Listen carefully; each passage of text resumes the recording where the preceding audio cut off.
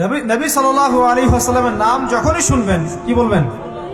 সাল্লাল্লাহু আলাইহি ওয়াসাল্লাম পড়বেন এবং সকালে সন্ধ্যায় কমপক্ষে 10 বার করে নবীর উপর দরুদ পড়বো ইনশাআল্লাহ। এখানে আরেকটা বিষয় চলে আসে, এটা একটু মনোযোগ দিয়ে বোঝেন। আল্লাহর নবী বলছেন যে কেউ যদি নবীর নাম শুনে দরুদ না পড়ে তাহলেই তার জন্য ধ্বংস। কেউ যদি নবীর নাম শুনেছে দরুদ পড়ে নাই তাহলে সে ধ্বংস হোক, এটা বদদোয়া।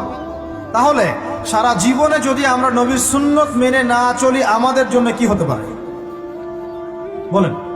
শুধু নবীর নাম শুনে দরুদ না পড়লেই যদি এমনটা হয় তাহলে সারা জীবন যে আমরা নবীর সুন্নতের খেলাফ চলছি আমাদের কি হতে পারে?